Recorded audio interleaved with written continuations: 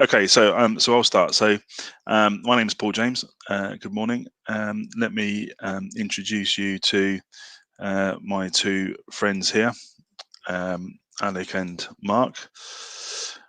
Um, I'm responsible for data management and capability and adoption services within Excitec. Mark is from our partner Mfiles, and Alec is responsible for development within the data management area of Excitec. We were going to do this at the Velodrome a week ago, but unfortunately, due to current climate, we obviously had to stop that. But we have moved our deposit until later on in the year. So we do hope to be putting another event on there, which will be a little bit more engaging, face to face, and a little bit more fun, cycling around the velodrome in our Velcro. Velcro? No, not Velcro. You can have your Velcro. Yeah. No, Lycra, around the velodrome. So we'll do that later on in the year. And then we were going to do WebEx last week, but unfortunately Cisco WebEx let us down. It just wouldn't entertain showing content, so we had to postpone it for another week. So here we are today, and hopefully the technology is working just fine. So the way that we're going to structure the next hour is I'm just going to give you an overview of Excitec for people that don't know us. I won't take very long, 5 or 10 minutes. And then Mark Eost from Mfiles is going to go through content management in a very generic sense, and how that market has developed and the challenges that we're seeing in that market and the solutions to overcome those challenges. And then we're going to move from a very generic look at content management into a very specific and niche area in terms of how we use the technology that Mfiles create and write our own software on top of that to overcome problems of drawing management and compliance with standards in the AEC sector. And then we'll have five minutes at the end for Q&A. So let me move into give you a 5 or 10 minute overview of Excitec. So we operate across all areas of the building life cycle, starting with employers who obviously define what they want in a project. We've got a large number of clients in that area. And then moving into the design phase, where we work with a lot of architects, building services engineers, and structural engineers who are now responsible for designing what the employer wants to get out of a project. And then main contractors and smaller contractors. So the main contractors are sort of companies like Mason, Skanska, and then moving into tier 2 contractors and subcontractors, helping them to deliver against the project needs and specifications with ultimately less defects and problems. Manufacturing has converged a lot with the AEC side and design, so that's led us to invest further in that area, and we've acquired a few companies in the last few years, so we've got much more competency in that area now. And then going full circle into facilities management, this is about helping the employers, again, the owner-operators, with the ongoing management of their built environments. And we've developed some of our own software in that area, as well as reselling other software as well. So we sell a number of services into those areas of the market, starting with design software. The most notable area, obviously, being Autodesk, but other areas of software as well around design. And then we have a large training aspect of what we do, which is obviously helping organizations to use that software. And what we've done very recently, due to circumstances, is translated those courses into virtualized courses. So we're now running those courses remotely and finding actually that there's quite a lot of uptake in that area. We support our customers both in terms of their CAD software and their IT. We've got about 20 engineers at any one time sat normally back at the ranch in London, but now all working from home, supporting customers in the area of CAD and IT. And then a consulting part of the business, which helps to define strategy with respect to BIM and digital transformation and adopting new solutions and achieving BIM level 2, for example. And then about 10% of our business is now in IT solutions. So that's both kind of generically in terms of hardware and software. So looking at servers, desktops, laptops, storage, that kind of generic IT, hardware, software as well, generically Microsoft, for example, and then more specific areas of software like Panzura, which is quite a niche area, but it is really about making the most of wide area network connections and getting high, big file sizes across relatively small wide area links. Document management is an area that we're obviously here to talk to about today, so won't labour in that too much, but effectively we partner with Mfiles, as I've been saying, to achieve our Excitec Docs proposition, which is software that we develop on top of Mfiles.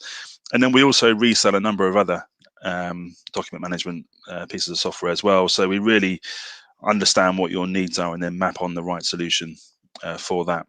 And then in terms of project delivery, this is about really outsourcing or helping you on an ad hoc basis with a whole range of services to achieve your aims.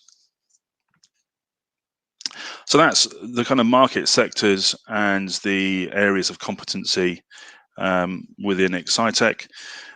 And then if we look at our purpose, kind of why we exist, our ethos, no one buys technology for technology's sake, obviously, so we're very much focused around helping our customers achieve their business goals.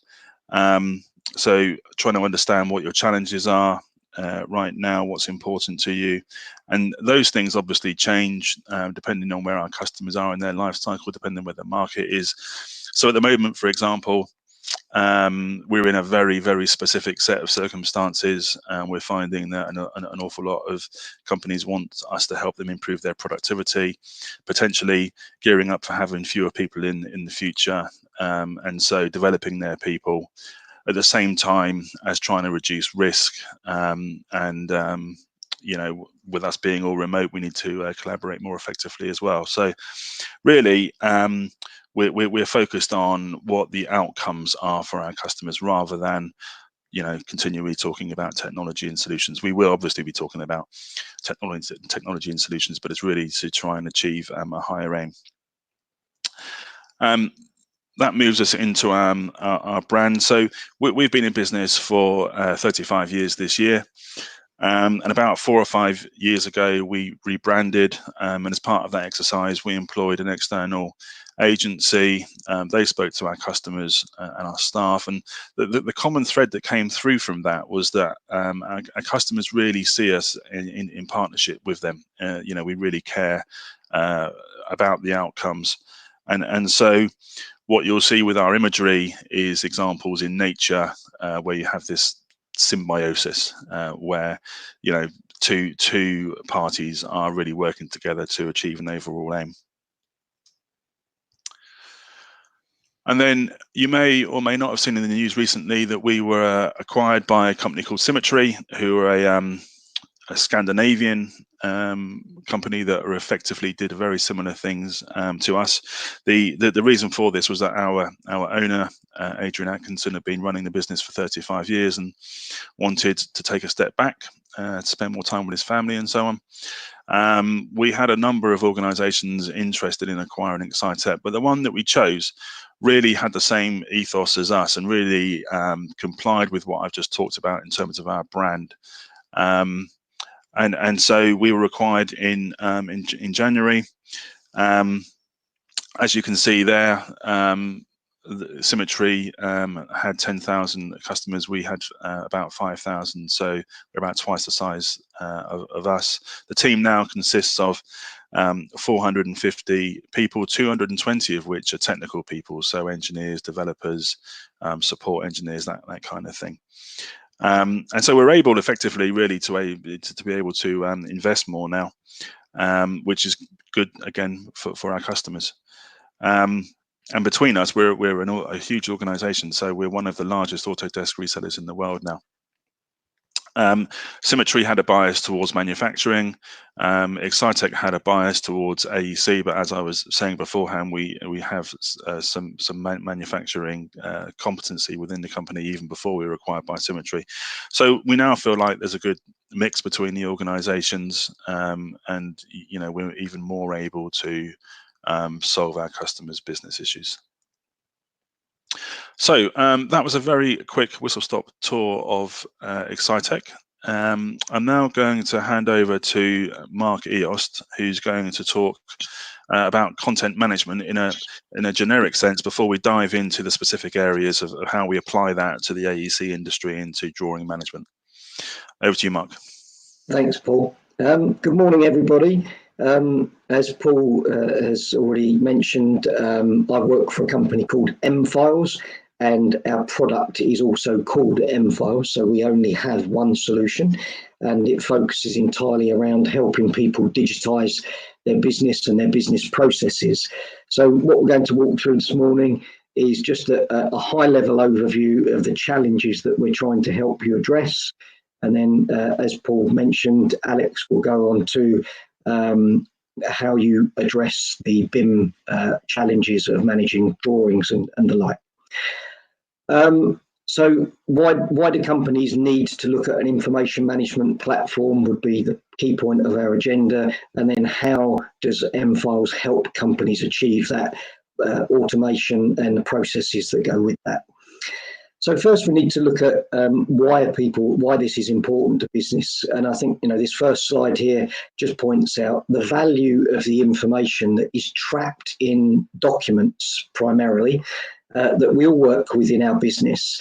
And I'm not sure that the value of it over oil is actually correct, but nevertheless, it does highlight that documents and information is a valuable resource. And if you look at some of the biggest companies on the planet now, people like Amazon, Google, Facebook, they all rely on having data and data-driven processes.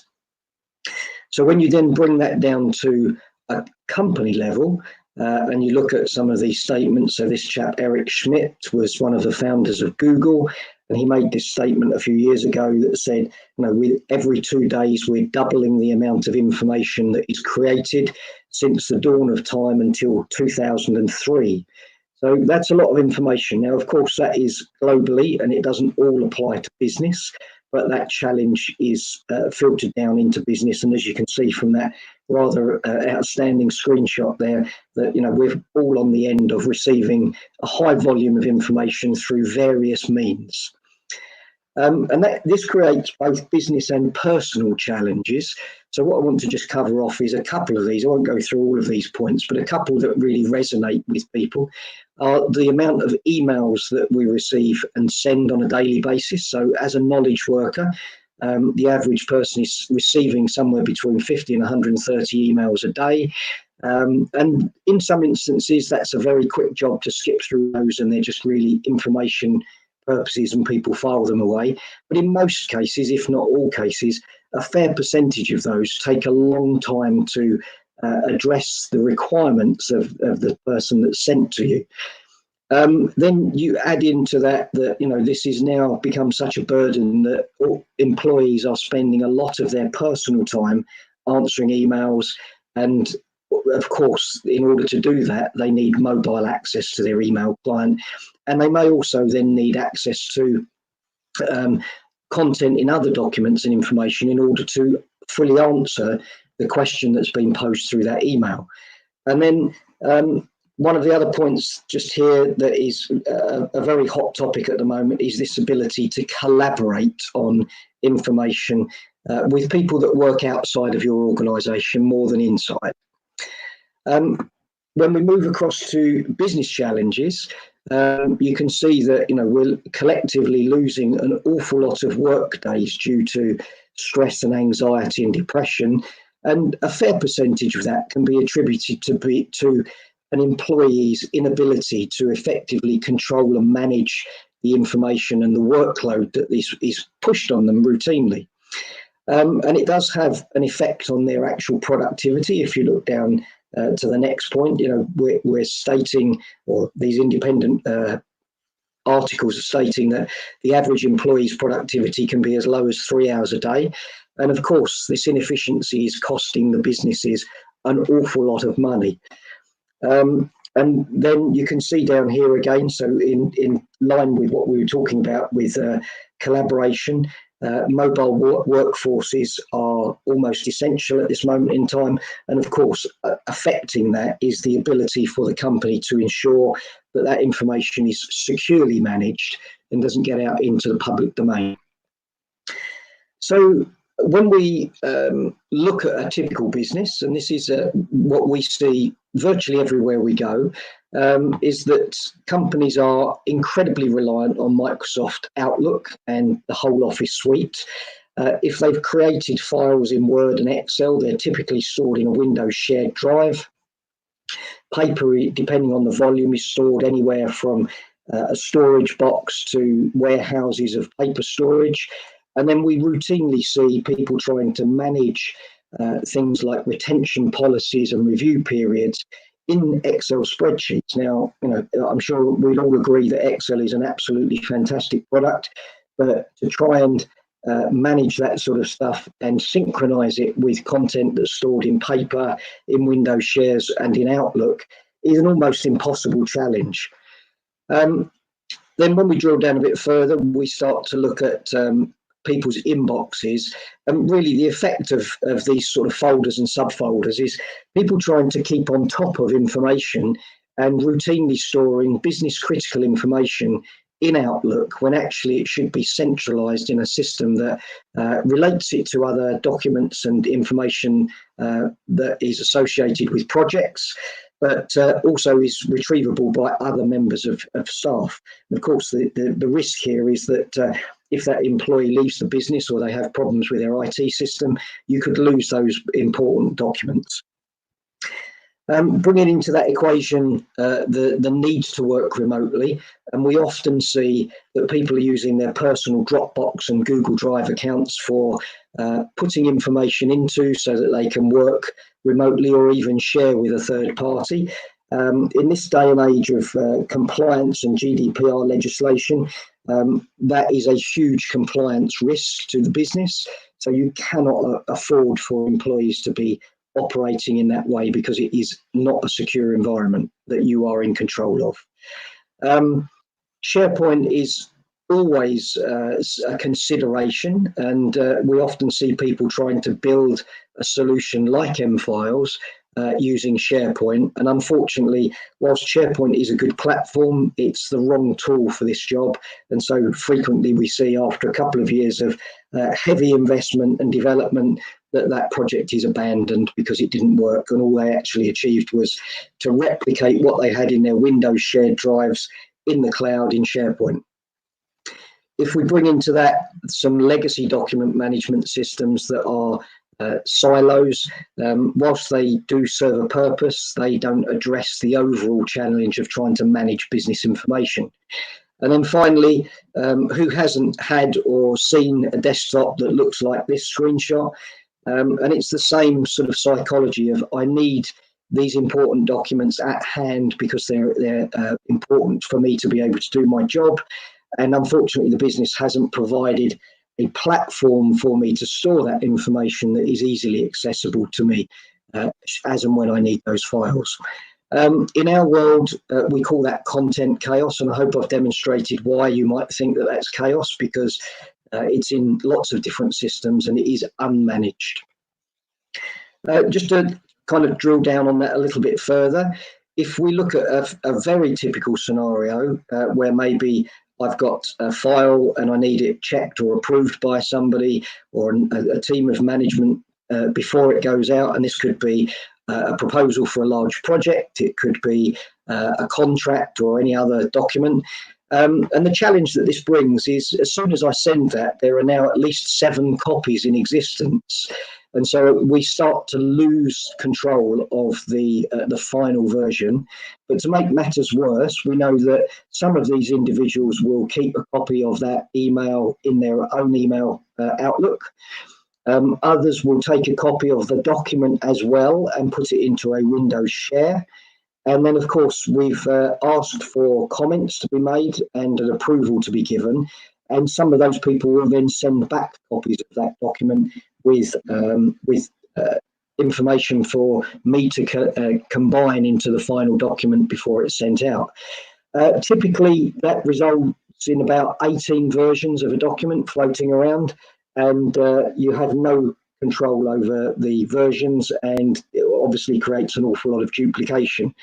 So an everyday problem, but nobody really thinks about it. It does cause business challenges. So carry on with this theme of content chaos, and I don't propose to read all of these statistics as we go through the next few slides, but just to give you a few highlights. 69% of businesses are storing and manage documents using email. And so, as you've already seen, it's a real risk to a business to be doing that. You just cannot afford to do that. 52% of organisations use 4 or more information silos. So as we looked at that slide and we talked about Windows shares, we talk about paper archiving, we talk about Outlook and etc. You can clearly see that it doesn't take long to get to those sort of statistics. 91% of organisations have a poor content management strategy, if they have a strategy at all. So it is not unsurprising that we are heavily reliant on a few key individuals in most businesses to be able to respond to questions and answer stuff. And it's purely based on the fact that they've been in the business a long time and they know how things work historically. As I mentioned earlier, information security is absolutely paramount. 63% of employees are using personal file sharing accounts like Dropbox. That's a fairly high number, and I suspect in today's climate, that's probably much higher because more and more people are working from home. 83% of digital natives admit to sleeping with their smartphones, which is a testament to their ability to never switch off. But personally, I think that's wrong. If they're dealing with, business information outside of working hours, they need to ideally put a brake on that and have systems in place that help them do the work that they're employed to do during working hours or sensible amount of hours. Carry on with this mobile mandate or remote working. You can see here that 57% of organisations are challenged by the balance of providing mobility and security. It's a big issue. And of course, paper is always present, even though we know that printed paper from the office is in decline. It is still there. 65% of print paper is used to obtain signatures. And of course, in today's world, there are much more efficient and legally admissible solutions to allow you to send contracts for electronic signature rather than the cost of printing paper, sending an individual to an office to have a wet signature and then bringing that back and then either archiving it as paper or probably these days even scanning it and then dropping a copy into a Windows shared file. So, the efficiencies that can be gained against versus the investment cost. Today, there is no real argument for carrying on with old practices. This really is just more to have a little bit of fun than anything else, but to highlight that in a location-based filing system, such as Windows file shares, you are having to remember where things are before you can go and search for them. And if anyone in the audience is old enough to remember the generation game where household goods would come along a conveyor belt, and if you could remember them at the end, you got to take them home. Now, in your short-term memory, you can only actually remember 5 or 6 different things, hence why that game was so successful and they only gave away half the goods on the conveyor belt. But this has a more serious point in the fact that if you're using a location-based filing system, you are very reliant on people being able to remember where things are stored. But taking that a step further, you can't put a physical thing in more than one place unless you copy it. So this leads to duplication and loss of version control, and etc., etc. Now, the independent analysts have estimated that something like 60% of the information companies are storing in these sort of silos is considered as dark data. So basically, it's either duplicates or it should be archived off or deleted. Maybe it has got personally identifiable information in it and definitely needs to be taken care of. But unfortunately, the tools aren't in place to allow those businesses to identify where that dark data is. So then we come on to how a solution like Mfiles can help you address these challenges. So if we look over here on the left-hand side, we have a simple proposal document, and it relates to a fictitious company called ESTT Corporation, to a project that we're working on for them with their website. So then if we look over on the right-hand side at a typical Windows folder structure that would be used in a business, and we start to realize why these things get out of control. So if I'm the sales manager, I might want all proposals in a folder for the year and maybe even a subfolder for each month so that I can keep track of what's active in my pipeline. If I'm the account manager, quite logically, I would want the proposal in a folder under the customers called proposals. And of course, if I'm the project manager for the website, then I may actually want it in a project folder related to that.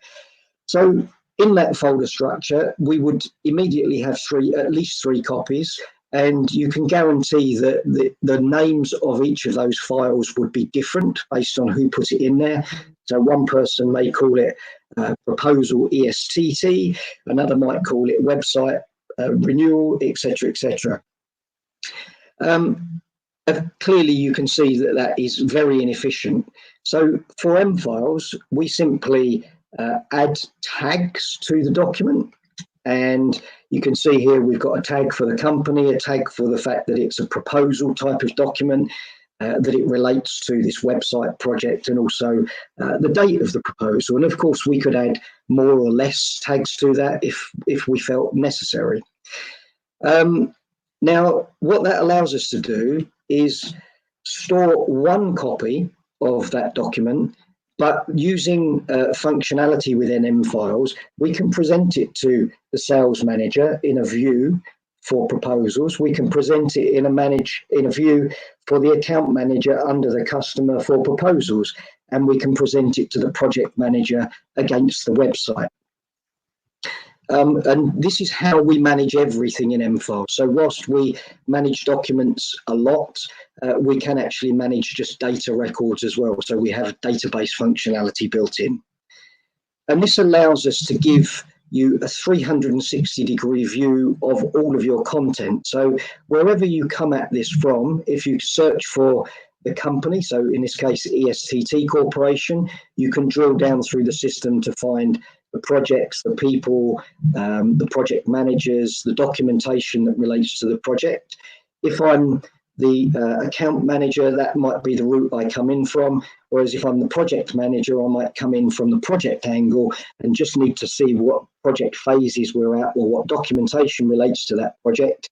And if I want to go further, I can then drill down to see who the people are at the business, etc., etc.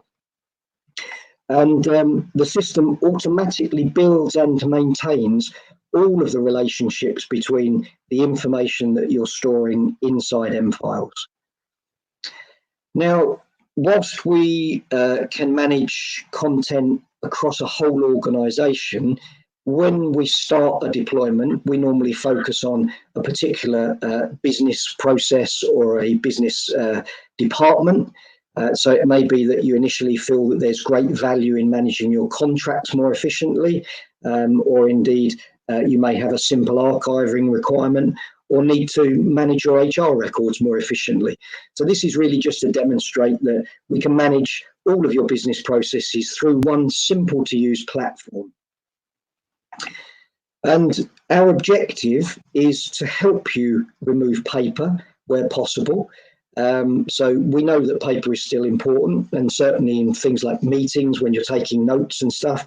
Personally, I like to use a pen and paper because it's very quick and easy to doodle and scribble down points of that conversation, and even document things like workflow diagrams, which is, whilst it's possible digitally, you can't do it at the same speed as you can do it on paper. And of course, you then take that paper away, convert the important elements of that to digital records, and store those in the system. But of course, there are cases where you're routinely gathering information. Maybe you're out on site and you need to do some sort of health and safety tests. And at the moment, that's being conducted on paper. And of course, there are far better ways of doing that digitally with a digital forms application that integrates into Mfiles.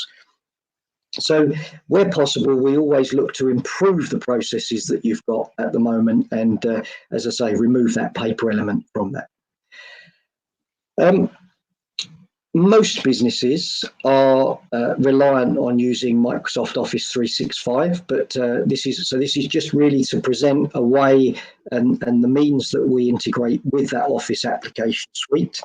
So we know that typically people are using Word and Excel for documentation.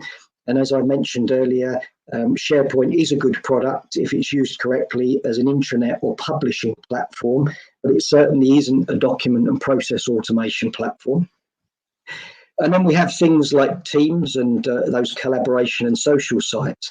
So Mfiles integrates very, very tightly with that Microsoft 365 ecosystem, and we provide all of the bits that are missing. So the search and retrieval based on metadata or tags, integration with other business systems so that we can bring everything together. We provide the functionality of workflow and approval processes. So whatever your business process, as you saw when we looked at the proposal earlier, that might need to go off to a number of individuals for commenting before it can be sent to out to a customer. But importantly, and I don't think we stress this enough, this governance and compliance and ability to adhere to regulations and demonstrate that you are compliant with things like BIM standards and the like. And then off the back of that, obviously your archiving and record keeping capabilities. Mfiles is a very flexible platform in both its functionality, but also the way that we can deploy it. So you can have it installed as an on-premise solution on your own infrastructure, in your own private cloud. Mfiles actually offer a hosted cloud environment in Microsoft Azure. And of course, you can have a hybrid of all of those. And the nice thing is, from the user's perspective, that is all hidden behind the scenes, and they just access the content from one simple to use interface. So wherever that content is stored, excuse me, wherever that content is stored, the users can get access to it through the interface. We've have many thousands of customers, and research across all of those customers proves to us that there's lots of reasons why users, business owners, and IT people like the platform. So just to cover off here, from a user's perspective, it's a very simple product to get to grips with, and adds a lot of value to their day and capability to answer questions quickly and easily, based on being able to find the content simply. From the business owner's perspective, the system can be used right across the organisation to fill all of the gaps that exist in business process and document and information management. And of course, we wouldn't want to leave the IT people out, and they like the flexibility of the platform and the fact that we can manage the environment for them. They can do it themselves, or a mix of the two. So, it's very, very, very widely thought of. So I think this is probably the last slide for me, just to give you an indication of who Mfiles are. We're a Finnish company. with a heavy presence in the geographies at the bottom, so the UK, US, Germany and Europe, etc. We work primarily through a very strong partner network for the likes of people like Excitec. And globally, we have over 10,000 customers, of which more than 5,000 now operate on a software as a subscription model, which is how we go to market since the middle of last year. So we're currently converting the other 5,000+ clients across to that subscription model as we speak. And as a platform, we are considered by people like Gartner as innovators. So if you are familiar with things like the Gartner Magic Quadrant, you will see us in the top right-hand corner of that report to demonstrate where we sit and the fact that we're innovators in this market sector. So I hope that's given you a good overview of Mfiles as a content and information management platform. So I'd like to hand across now to Alec to explain how that the Mfiles core infrastructure is then used as the building blocks for the Excitec Box platform. Over to Thank you, you, Alec. Mark. Thank you. So it's a shame that we're not able to. Oh, that's interesting. Why have we got? There we go. It's a shame that we're not all together at the Velodrome, because I would have loved to have done a live demonstration, spent more time, but we didn't have that time. So I've compressed this down. You will be seeing some sort of live demo, or at least it will look like it, because I've recorded some snippets so that you at least get to see some product and hopefully get to ask some questions a bit later. So what I wanted to say to begin with, though, is that part of the reason we chose Mfiles is all of the things that Mark's been talking about, and we actually use the Mfiles product ourselves. And document management can be quite a big mental hurdle for people to get over. If you've never used one, it is a different way of working. But I have to say that the people that we deal with, our customers and so on, and my own staff, they wouldn't want to go back. Once you've got the hang of it, it is so much better, again, for all the reasons that Mark gave. So we do come across the same things again and again. I'm not going to spend too long on these because I think we need to have a look at some software. So people tend to talk about central access in that, again, the data is spread all around, as Mark says, and really they want one place to go and look for that. They've got these Windows folders all over the shop, and they tend to be open, and occasionally you've got information that needs to be secure. Perhaps it's a confidential project, or perhaps it's just your own internal information that's confidential and you want some control over that. So having a system that will do that and give you that peace of mind that only the right or certain people can see that information is very beneficial. There was a mention there of QA. Some of you will be ISO 9001 certified. You might have, the measures in place to deal with GDPR, or indeed beyond that BIM level 2 journey, or have achieved it. But surviving those audits can be a pain, and I've yet to come across an organisation that doesn't have a bit of a panic when the auditor's due, running around signing things and so on. So having a system that ensures that the staff are actually following the quality procedures because the system's guiding them to do it is really a great advantage, and that's essentially what you gain out of this, or one of the big gains, because the system will guide people, it will present them with the right documents to complete at the right time. There is an approvals process in there which you can set up as you like, and then that's fully auditable. So it's really easy. And it also means that your QA documents can be shrunk right down to say pretty much our QA process is as defined in the system. Version control, people will tend to call documents V1, V2, V3, and so on. They'll put them in different folders. Again, as Mark was showing, you could actually have the one document and then the versions stack on top of each other, and the user doesn't need to know about that. It's all managed by the system. Mark mentioned email as being a big thing. Of course, now we're all stuck at home. We're sending even more email. So having some way that you can find out what's going on. You know, if you were sat in the office with people, you get to hear the buzz, or you can talk across the partition and say, you know, what's the status of that project to a colleague. Now you can't pick up the phone because they're already on the phone to somebody else. So, you know, how else do you find out? You put something in their diary and so on. Having the ability to file all of those messages to the project location and then be able to search that. So even if you weren't party to that message, to be able to find it gives you that ability to keep in touch, keep up to date, know what the status is and so on. Collaboration, because we're, you know, in this situation where we're having to use more and more collaboration tools, there are the issues that Mark mentioned about people using personal Dropbox, personal OneDrive. Not only is that a security issue, but it's also a legality issue, because those systems are for personal use only. So beware of that, be very cautious. So having a system that actually gives you effectively your own Dropbox, which is branded with your company's details, you know, is a real advantage and keeps you the right side of the law. Workflow and approval, again, you know, in the past when we all sat in the office, you might throw documents around the office in a paper form, somebody checks it, yeah, that's fine. You might actually have people signing documents. That would have gone out of the window if you were doing that.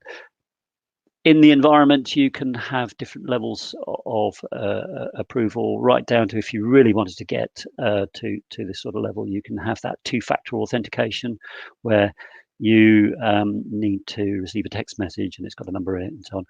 Or you can have it really simple, where the fact that you click the button because you're logged in as you, it knows you've approved it and on the thing goes.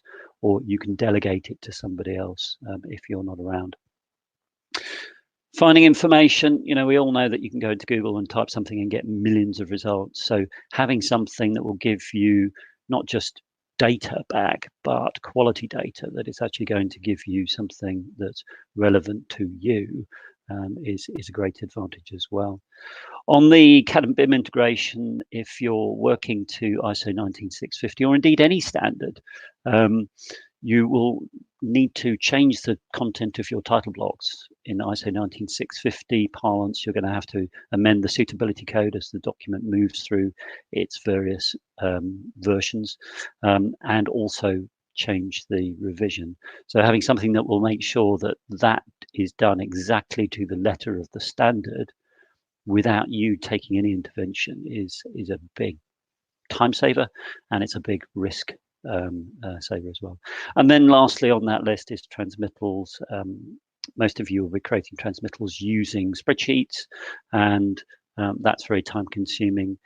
Just checking, you know, everything that's got to go out the door and making sure that what's on the title block of the drawing that's going out is actually what's shown on the transmittal, and that you're dealing with the most up-to-date version is really hard. I'm going to show you in a minute how that's all completely automated, and you know you're going to get exactly the right thing every time.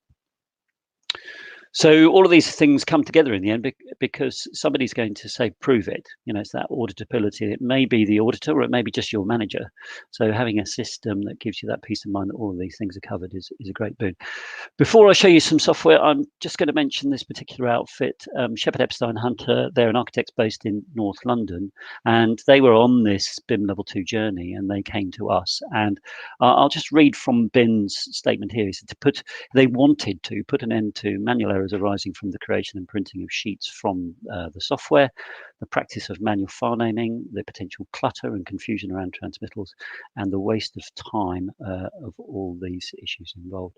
So they had a big problem. They were moving away from MicroStation. They were moving to Revit. So they had an educational thing going on. They needed to change their processes. So they came to us. We helped them along that journey. And we also introduced Excitec docs in there. So now, again, I'll read this out. It says, it's taken an enormous weight off the shoulders of our architects, enabling them to focus on creativity rather than administration. Everything is now in place to ensure errors never leave the building. In fact, they're also far less likely to occur within the building.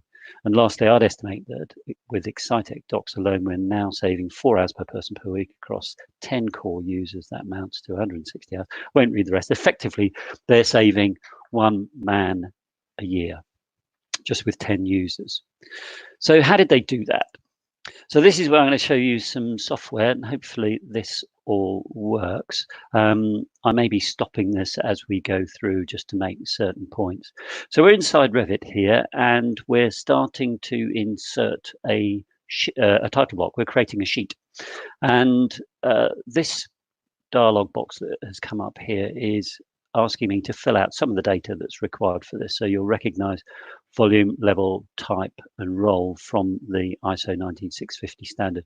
And anything that's got a little asterisk might be difficult to see after it is a mandatory field that has to be completed. This other information up here has already been completed automatically, apart from the description there. So it knows that that project is to do with Chopin Music School. It knows the originator, that it's Excitec. It also knows who I am. You'll have seen I'm Alec, not Steve Granger, but that's who I'm logged in this demo environment. So if I play this, you'll see that I can then pick the volume, and it offers me the only ones that are available on that project. I can select the floor. It's offering me the short 2-digit code that will build up the file name, and also a human readable description. These are all editable if you want to change them. Type codes, it's offering me the ISO 19650 codes. Again, you could reduce those down if you don't use them. And again, roles, all of the ISO 19650 roles. Once more, you could change that. So it's now bringing in the template from the document management system. And again, those templates are only those offered by the system, and I could have only those offered for that project. And it's completed the title block for me. So we've got the job number there, J933, the originator Excitec, it's multiple volumes, first floor, it's a 2D drawing, DR, it's by an architect, and it's number 4 in the series, and it's got that by looking at the sheets that are already there and working out that the next in the series is number 4. What you'll also notice is that it's put in the suitability code of S0 and the revision of P01.01. It's echoed up the top here that it's S0, and that means work in progress.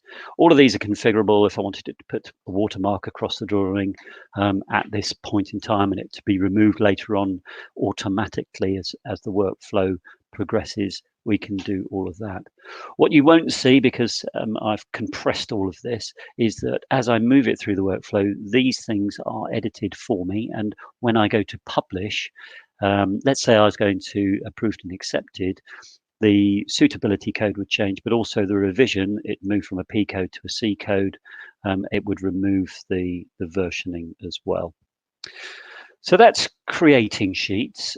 So let's have a look at publishing sheets. So in this example, I've got my Excitec docs ribbon up here inside of Revit, and I've picked publish sheets. It's offering me the sheets that are available, and then I'm just going to pick for a PDF. The only suitability code that was offered there was suitability code S0, because at the moment it's in work in progress. So I can't move to one of the other states.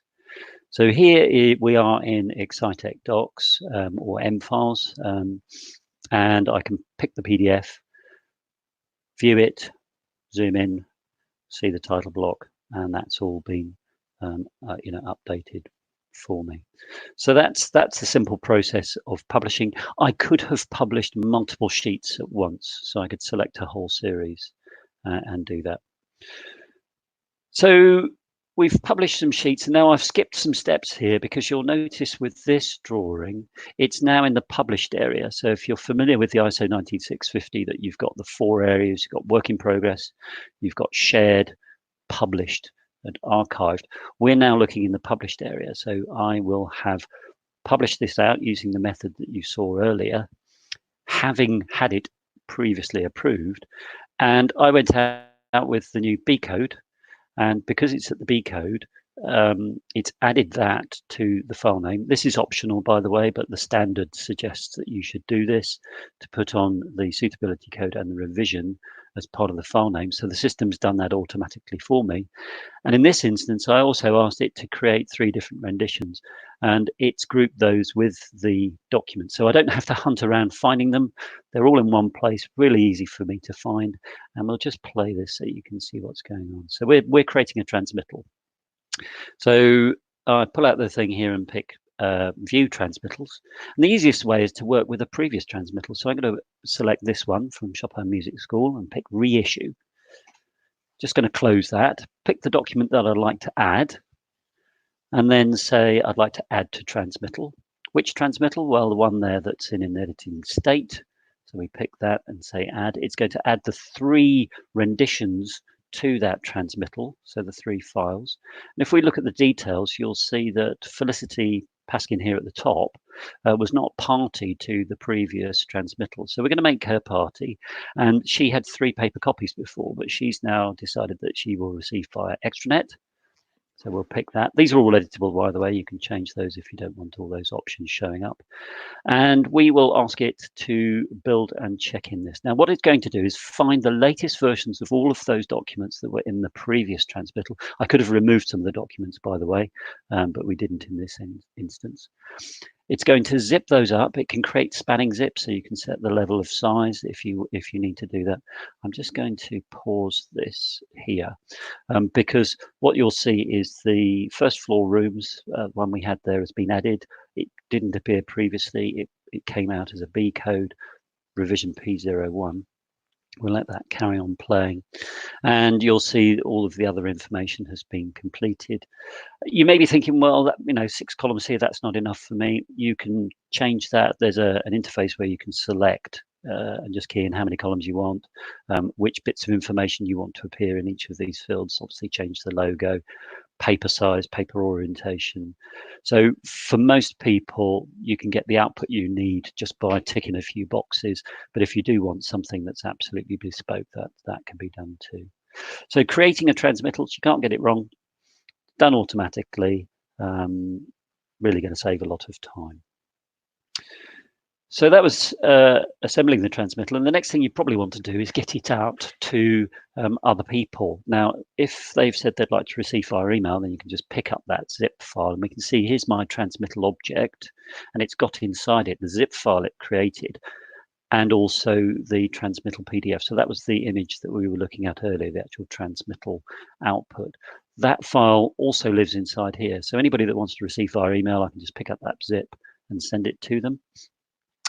But for a lot of people, they're using extranets, and so they want to get it up to that extranet site. And we support BIM 360, A-Site, Viewpoint for projects, Google Drive, Dropbox, and more recently, WeTransfer as well. So we'll just have a look at an example here using BIM 360. So we'll set that one playing. So we're going to pick that transmittal and say we'd like to upload it. And I'll just pause this actually briefly because it's straight away worked out that this transmittal is to do with Chopin Music School, and it sees that I have previously configured this for BIM 360. I can have multiple extranets. I don't have to just have one, and I can have multiple places on each extranet. So I've configured this to go to various places on that extranet site, this BIM 361, and I've called this shared folder and published folder. You can call them whatever you like. I'll let that continue on playing. And obviously this transmittal contains all sorts of formats, as we saw earlier, but the extranet site often just wants the PDF. So we can quickly filter those out, which can save a lot of time if you've got hundreds and hundreds of documents, which isn't uncommon. And then say submit. Now what it's going to do is automatically log on to that site. So against the project, it knows the logon credentials. I don't have to save those on a piece of paper somewhere and type them in.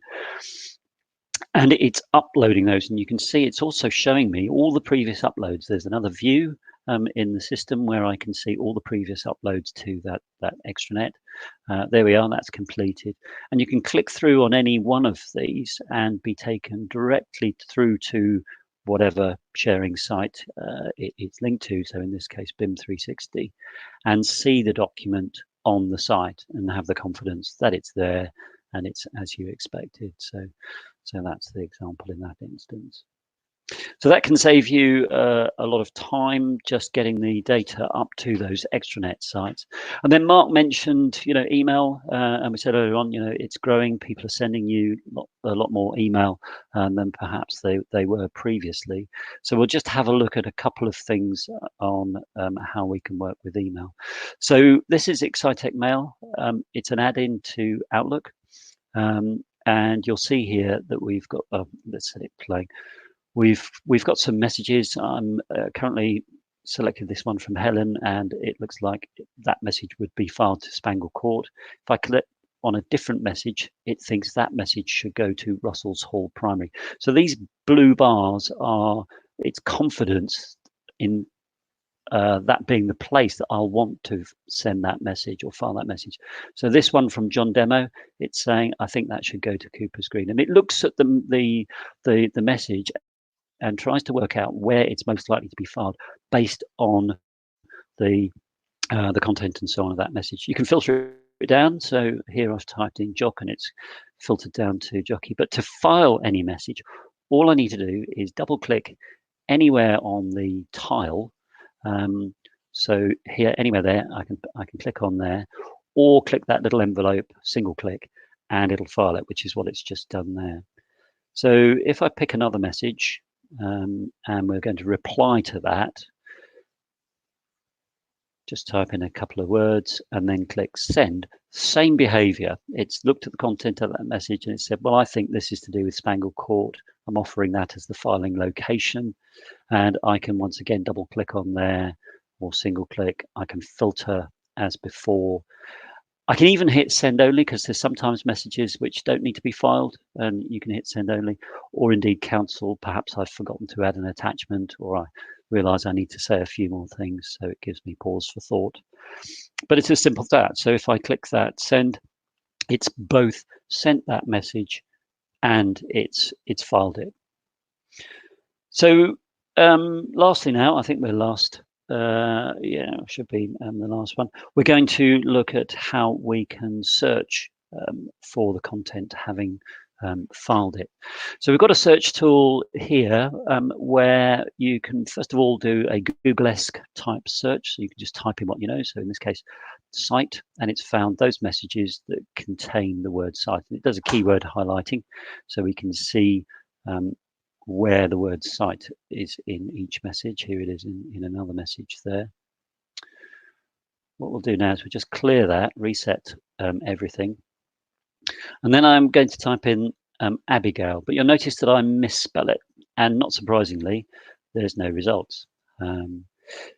If I add a little tilde character, that's a little squiggle character there, you'll notice that it does find it. And this is what's called a fuzzy search, or sometimes called a proximity search.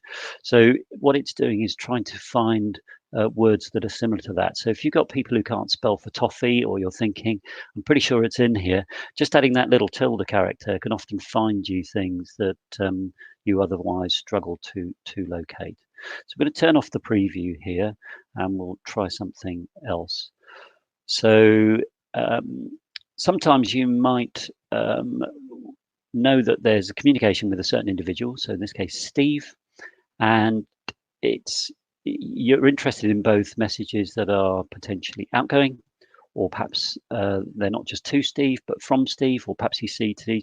This all parties column is quite useful. So you can just type in Steve, and this contains messages that were both from Steve and to Steve, or possibly CC'd.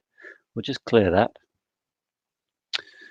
And then if we type in to, perhaps we're absolutely certain it was to Steve, so we got a much shorter list, and we're fairly sure it was from Charlie. And you notice I've only started to type Charlie and it's filtered it straight down instantly. I'm not having to hit return as I type, it's filtering straight away. So that's pretty much allowed me to find what I need there and filter on it.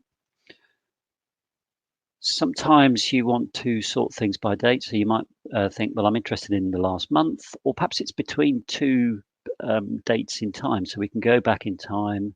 In this case, we're going to go back to 2017, July the 14th, and we'll pick another date and just come a little bit closer to today. And you'll notice now that that's filtered it down to 40 messages that relate to that period in time in this instance.